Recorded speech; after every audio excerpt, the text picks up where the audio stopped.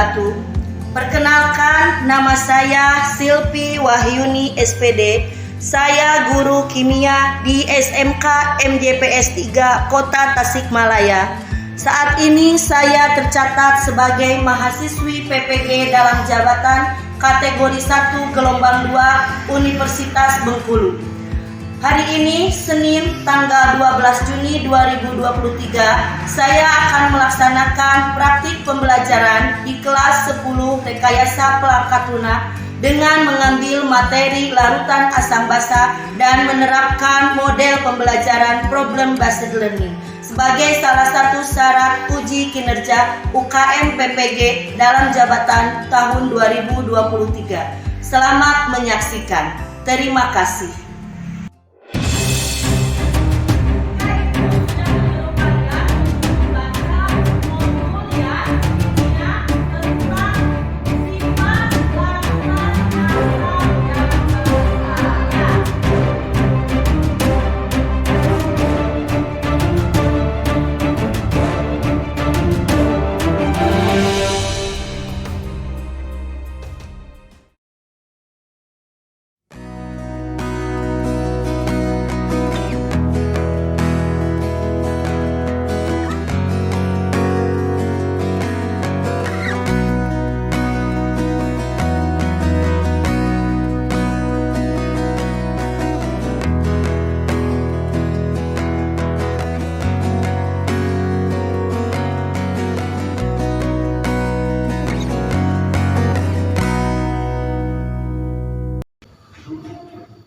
Assalamualaikum.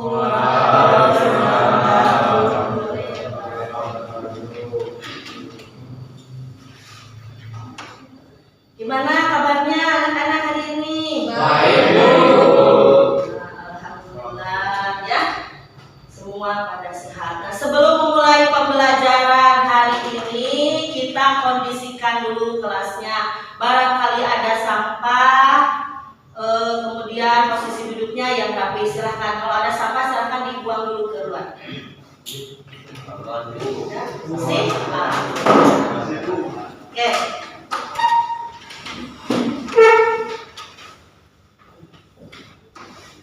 Sebelum memulai pembelajaran, alangkah baiknya kita berdoa terlebih dahulu. Berdoa dipimpin oleh KM. Silakan Jani dipimpin. Siap. Beri salam. Assalamualaikum warahmatullahi wabarakatuh. Waalaikumsalam warahmatullahi wabarakatuh. Berdoa. Bismillahirrahmanirrahim. Rabbi shrah li sadri wa yassir li amri wahlul 'uqdatam min lisani yafqahu qawli. Rabbi zidni ilma warzuqni fahma bi rahmatika ya arhamar rahimin.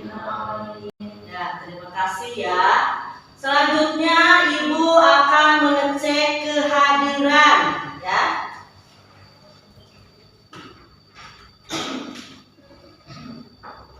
Aldi Rustiawan, ya.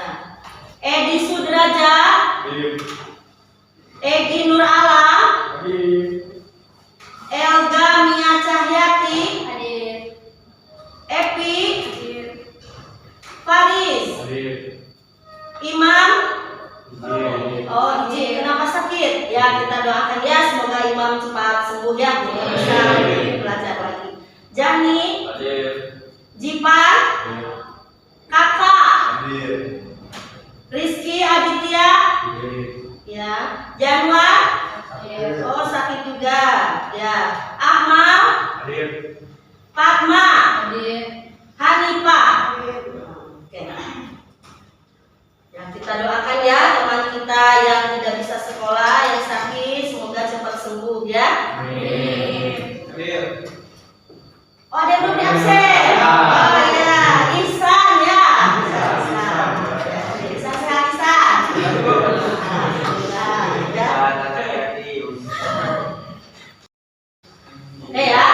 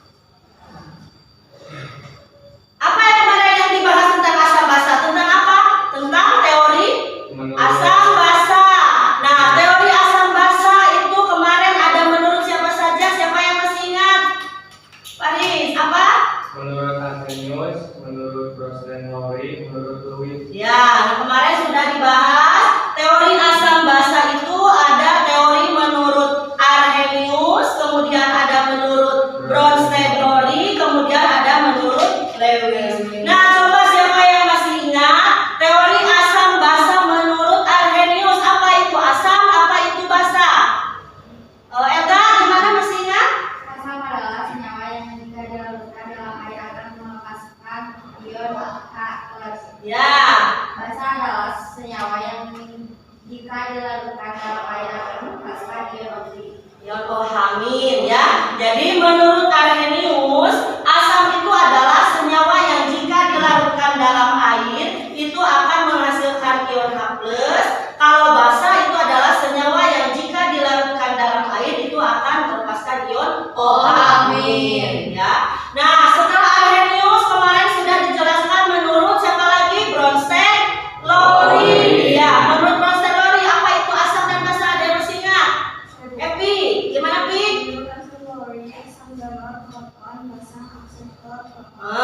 Kalau menurut Bronsted Lowry, asam itu adalah donor proton. Donor proton itu adalah yang memberikan proton, yang memberikan ion H+.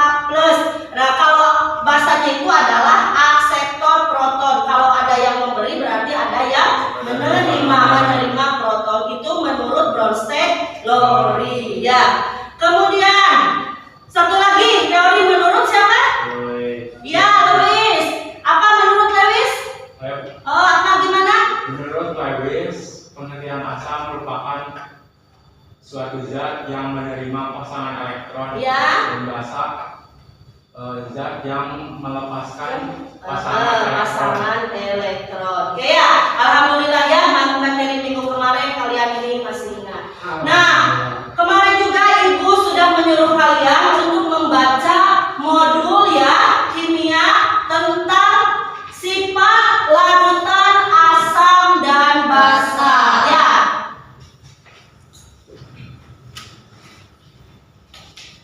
Nah, sifat larutan asam dan basa. Kalian belajar di rumah? Sudah baca? Nah, sudah baca betul? Ya, harus belajar ya. Harus tetap semangat karena ada pepatah mengatakan jika kalian ini lelah belajar, maka kalian harus menahan kebodohan. Gitu ya. Jadi harus tetap belajar. Nah, sekarang ya, sebelum mulai ke materi ini, Ibu akan menayangkan dulu video ya. Mah, papa minta yang segar di mulut, emang di perut. Nih? Bukan ini, papa mahnya kambuh. Oh, obat marasamin yang segar di mulut, nyaman di perut. Aduh, kembung perih dan mual. Ini, minum polisilen. Di saat mah datang, minum polisilen. Efektif hilangkan kembung dan cepat menetralkan asam lambung. Polisilen, segar di mulut, nyaman di perut. Polisilen. Coba ya, ada iklan tentang polisilen. Nah, gitu ya. Nah, coba kalian pernah tidak polisilen itu kan untuk obat untuk mengatasi sakit? Nah, ya sakit mah. Kalian pernah tidak mengalami sakit mah? Bagaimana rasanya? Nah, sakit. Jadi ya, di dalam pada proses pencernaan makanan di lambung itu dibantu oleh asam klorida, dibantu oleh HCl. Ya, kalau produksi asam lambung yang berlebihan itu akan menyebabkan luka pada dinding lambung sehingga sakit. Nah, karena asamnya sangat berlebihan, maka perlu dinetralkan dengan meminum obat. Nah, obat di sini ada Proma, polisilen, dan di mana ya? Kenapa obat Proma atau polisilen itu bisa menetralkan asam? Nah, ada zat apa yang terkandung di dalam obat mah? Nah, dalam obat mah ini adalah terkandung magnesium hidroksida, MgOH 2 kali bentuknya. Itu ya. Nah, jadi ya karena asam yang berlebihan itu bisa dinetralkan dengan basa. Oke, bisa dimengerti. Nah, nanti kita akan bahas selanjutnya ya tentang identifikasi asam dan basa. Nah, tadi kalian sudah menyimak video pembelajaran apa hubungannya, itu ada obat mah, gitu ya, ada asamnya. Nah, nanti kita akan mengidentifikasi asam dan basa. Jadi, tujuan pembelajaran hari ini ya, yang pertama ini kalian diharapkan bisa meningkatkan motivasi belajar ya. Bisa meningkatkan motivasi belajar untuk dalam mempelajari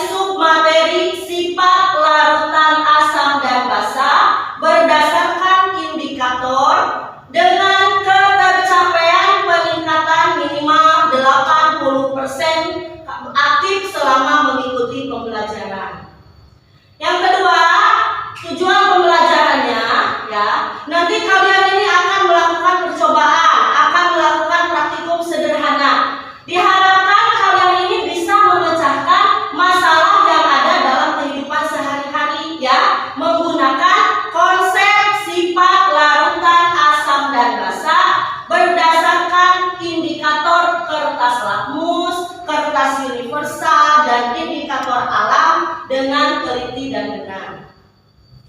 Selanjutnya, berdasarkan hasil percobaan, diharapkan peserta didik mampu menganalisis soal dengan ketepatan minimal 80% dan kalian ini bisa mengembangkan sikap religius, gotong royong, bertaraf kritis dengan menganalisis jenis-jenis indikator larutan asam dan basa ya dengan jelas, kemudian bisa mempresentasikan tabel hasil percobaan ya dan menghubungkan sifat larutan asam basa dalam kehidupan sehari-hari dengan benar. Itu yang diharapkan dalam tujuan pembelajaran hari ini. Nah, ini ya, tadi harus motivasinya ya, harus semangat dalam belajar. Nah, jika kamu tidak sanggup menahan lelahnya belajar, maka kamu harus mampu menahan perihnya kebodohan. Jadi kalian ini harus tetap semangat untuk mengikuti belajar. Itu ya tujuan yang diharapkan. Nah, sekarang kita masuk ke orientasi masalah. Nah, tadi ada hubungannya dengan video tadi ya. Orientasi masalah di sini ya. Asam basa itu memiliki peranan yang penting ya dalam kehidupan sehari-hari. Ya, asam basa itu memiliki peranan yang penting dalam kehidupan sehari-hari. Nah, banyak bahan yang dikonsumsi oleh kita ini mengandung asam dan basa. Coba kalian bisa tidak menyebutkan menurut kalian yang termasuk asam itu apa contoh dalam kehidupan sehari-hari, kemudian yang termasuk basa itu apa dalam kehidupan sehari-hari? Apa coba? Asam, jeruk. Jeruk, iya, jeruk, cuka. Nah, terus kalau basa? Obat. Kemudian Sabun. sabun, obat. Nah, coba kalian bisa menyebutkan kalau jeruk itu asam, cuka itu asam, sabun itu katanya basa, kemudian apalagi obat itu basa. Nah, kalian ini mengelompokkan tersebut berdasarkan apa? Indra perasa. Di gimana? Dicicipi, dipegang, gitu ya.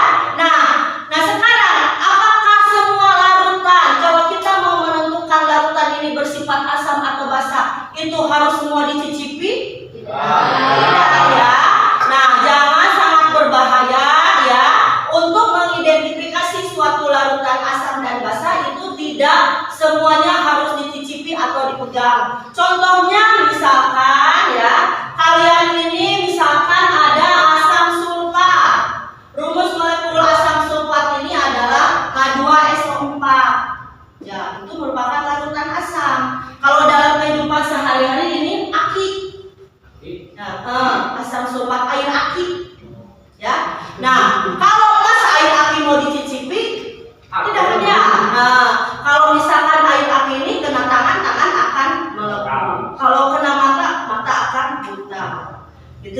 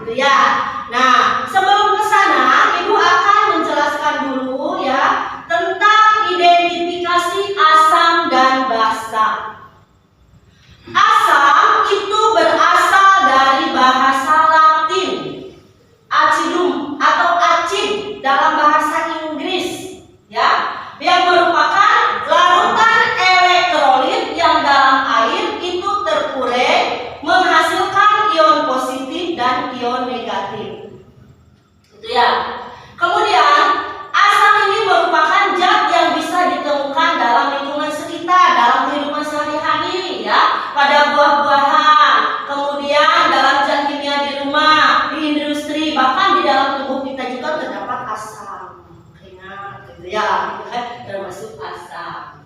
Nah, kemudian, nah ini adalah sifat-sifat asam. Sifat-sifat asam itu antara lain ya, semua asam itu berasanya masam. Kemudian asam bersifat korosif. Selanjutnya asam mengubah kertas lakmus biru menjadi merah. Nah, asam bersifat elektrolit dan dalam air itu akan menghasilkan ion hidrogen. Itu adalah asam, ya. Nah, contohnya asam sitrat itu terdapat di buah jeruk. Asam asetat itu dalam larutan cuka. Asam askorbat, vitamin C dan lain sebagainya, ya. Nah, kemudian basa. Kalau basa itu adalah zat yang dapat menetralkan asam. Tadi kan di video ya, kalau asam lambung tinggi itu dinetralkan oleh basa. Ya, salah satunya tadi dengan obat mah, di mana obat mah itu adalah mengandung basa, yaitu magnesium hidroksida. Nah, basa ini berasal dari bahasa Arab yang berarti abu, ya. Kemudian, nah ini sifat basa. Ya, ciri-cirinya rasanya pahit. Tadi contohnya Elga menyebutkan sabun, obat itu kan pahit ya kalau dicicipi. Kemudian dalam keadaan murni umumnya berupa kristal padat. Tingkat keasaman lebih besar, pH-nya itu lebih besar dari 7. Terasa licin di kulit. Memiliki sifat kaustik yaitu merusak kulit. Nah, tadi ya seperti NaOH kalau kena tangan itu akan terasa gatal gitu ya. Dapat mengemulsi minyak. Merupakan elektrolit larutannya yang dapat menghantarkan arus listrik. Nah, tadi kan kata ibu ya, jadi kan kita ini tidak boleh, sangat berbahaya untuk misalkan untuk menentukan, mengidentifikasi larutan asam basa itu dengan dicicipi. Jadi lantas bagaimana untuk mengidentifikasi ya suatu larutan yang bersifat asam atau basa, yaitu dengan menggunakan yang disebut dengan dengan indikator. Ya, indikator ini adalah zat yang dapat memberikan warna berbeda. Ya, warna berbeda dalam lingkungan asam, kemudian dalam lingkungan basa. Ya, nah indikator ini dibedakan menjadi 2. Ada indikator alam, ada indikator buatan. Ya, kalau indikator alam itu yang berasal dari tumbuh-tumbuhan. Contohnya kita dari ekstrak kunyit, kemudian kulit manggis, kol ungu. Nah, jadi itu akan memberikan warna tersendiri ya jika diteteskan pada larutan yang bersifat asam atau basa. Kalau indikator buatan, yaitu yang dibuat oleh manusia di pabrik-pabrik. Nah, contohnya apa? Contohnya tadi kertas lakmus, itu ada lakmus merah, ada lakmus biru, ada kertas universal juga. Itu adalah indikator buatan. Nah, sekarang ya, cara menentukan senyawa bersifat asam, basa, dan netral itu dapat menggunakan kertas lakmus tadi ya, dan larutan indikator atau indikator alami. Nah, caranya di sini ya. Nah, ini untuk kertas lakmus. Warna kertas lakmus dalam larutan asam, larutan basa, larutan yang bersifat netral itu jelas berbeda. Gitu ya. Ada 2 macam kertas lakmus, yaitu lakmus merah dan lakmus biru. Dan sifat dari masing-masing kertas lakmus tersebut adalah sebagai berikut. Nah, lakmus merah, yaitu lakmus merah dalam larutan asam itu akan tetap berwarna merah, dan larutan basa itu akan berwarna biru. Dalam larutan basa ya biru. Lakmus biru itu dalam larutan asam itu berwarna merah, dan larutan basa adalah berwarna biru. Nah, kalau misalkan tidak ada perubahan baik lakmus merah maupun lakmus biru, itu berarti larutannya bersifat netral. Nah, ini contoh kertas lakmus ya. Nah, kalau diteteskan nanti ada yang berubah. Nah, ini indikator. Nah, ada kunyit, ada kembang sepatu ya, kemudian ada kulit manggis ya. Nah, di sini. Nah, sekarang pH. pH suatu larutan. Yang dimaksud dengan pH di sini ini adalah parameter yang digunakan untuk keasaman larutan asam. Ya, kalau larutan asam pH-nya itu kurang dari 7. Kalau basa ini adalah lebih dari 7. Kalau netral ini adalah pH-nya sama dengan 7. Contohnya air, itu kan netral. Ya. Nah, ini ya. Jadi untuk universal nanti ada warna ya. Seperti itu. Ini ya, batas-batas pH ketika indikator mengalami perubahan warna itu dinamakan sebagai trayek perubahan warna indikator. Nah, trayek perubahan indikator warnanya ini adalah seperti ini. Metode jingga, berubah warna berapa pH-nya dan sebagainya. Bisa dimengerti? Bisa. Nah, jadi larutan itu ada yang bersifat asam, basa, dan sekarang kalian ya duduknya secara berkelompok ya untuk melakukan percobaan untuk mengidentifikasi larutan asam dan basa. Kelompoknya sudah dibagi seperti minggu kemarin. Kelompok 1 itu Elga bersama teman-teman, kelompok 2 Epi, kelompok 3 Fatma. Silakan duduknya diambil bahan-bahannya. Sekarang ya kalian ini akan mengidentifikasi suatu larutan yang bersifat asam dan basa. Nanti di meja kalian itu sudah ada beberapa larutan ya. Ada beberapa larutan. Nanti dicek ya, diidentifikasi menggunakan indikator alam yaitu yang kita buat tadi ekstrak unit. Kemudian dengan menggunakan indikator kertas lakmus dan menggunakan universal. Aku akan membagikan LKPD kepada kalian ya.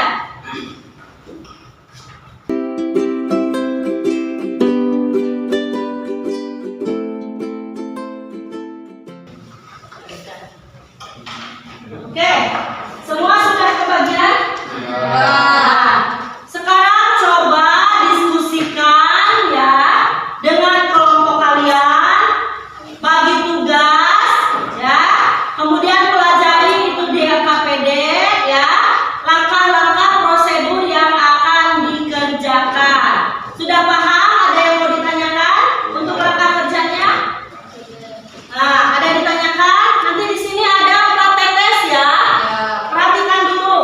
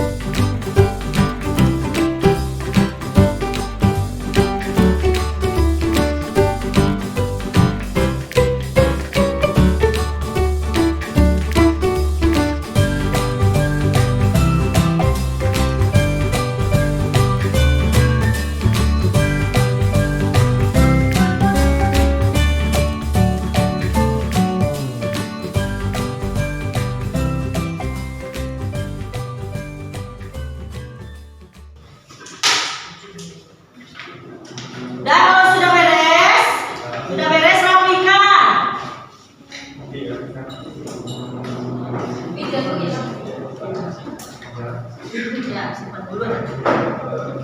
Sudah beres? Sudah semua dicek, diidentifikasi larutannya? Sudah. Asam bersifat basa dan bersifat netral? Sudah.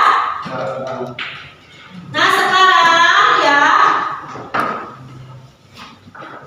yuk rapikan dulu.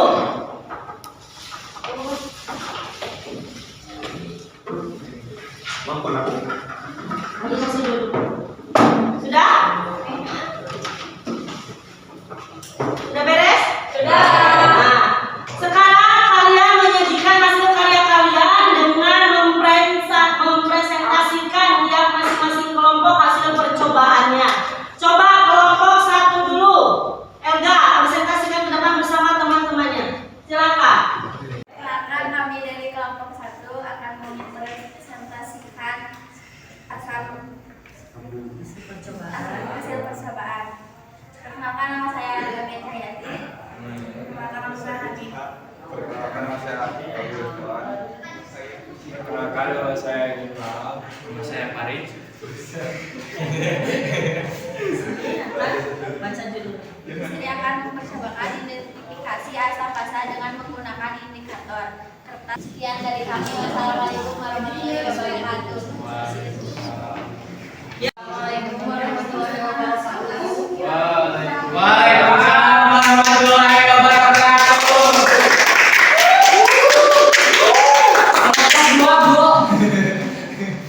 Kami dari kelompok 2 ingin mempresentasikan hasil percobaan identifikasi asam dan basa dengan menggunakan indikator kertas lakmus, indikator universal, dan indikator alam. Reaksi, tabung reaksi, pipet tetes, pincet, alat tetes, bahan, deterjen, cuka, gula pasir, garam aktif, soda kue, sayur jeruk, ekstrak ujian Sekian dari kami. Wassalamualaikum warahmatullahi wabarakatuh. Assalamualaikum. Waalaikumsalam warahmatullahi wabarakatuh. Waalaikumsalam warahmatullahi wabarakatuh. Dari hasil pengamatan kami dapat menyimpulkan bahwa masing-masing larutan memiliki sifat yang berbeda. Asam dan basa dapat dikenali dengan indikator universal maupun indikator alami. Ada yang bersifat asam, basa, ataupun netral.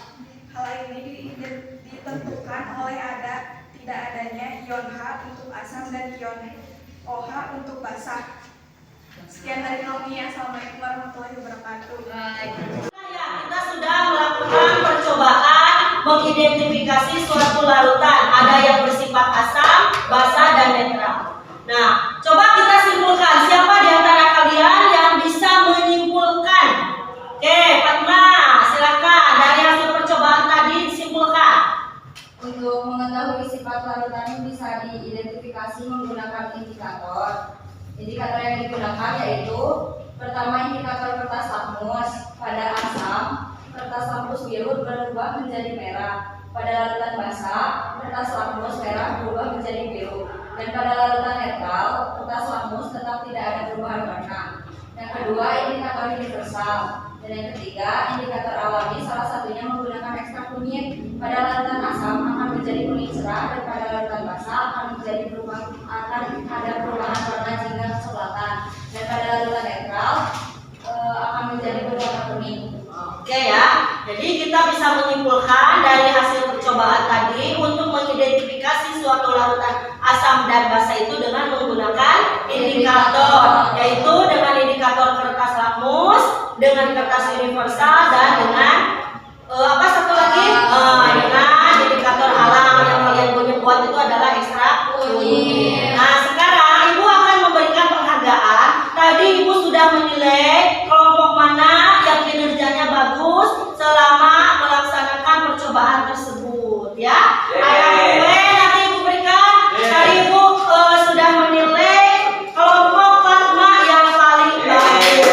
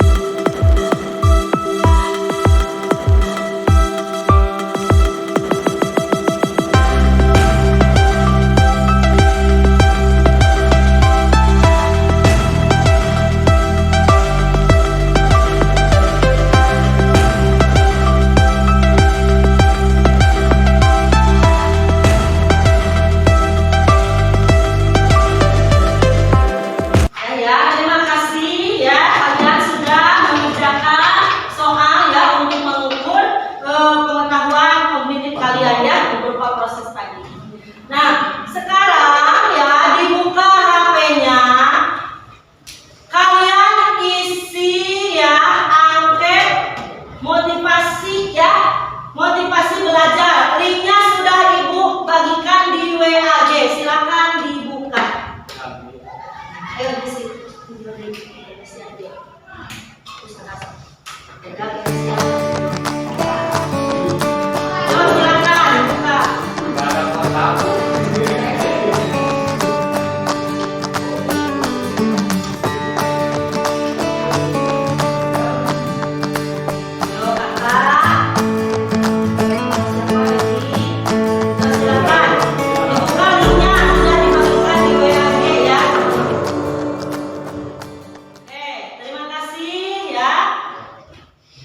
Simpan lagi HP-nya kalau sudah beres diisi ya angket untuk motivasi belajarnya. Oke, alhamdulillah pembelajaran hari ini sudah selesai. Ya, minggu selanjutnya Ibu tugaskan kalian untuk membaca modul ya buku kimia tentang perhitungan asam dan basa, perhitungan pH asam dan basa. Dibaca ya di rumah ya. Nah, sebelum menutup pembelajaran, silahkan ditutup dengan doa dulu dipimpin oleh Kak M. Ya, Waalaikumsalam. Assalamualaikum warahmatullahi wabarakatuh. Waalaikumsalam warahmatullahi wabarakatuh. Berdoa.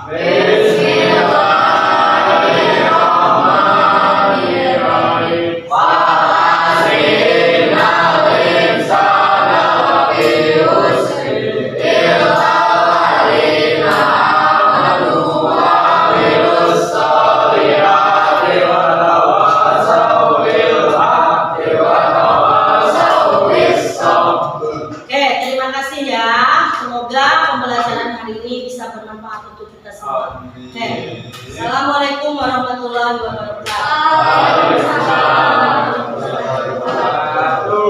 Demikian praktik pembelajaran dari saya. Sekian dan terima kasih. Assalamualaikum warahmatullahi wabarakatuh.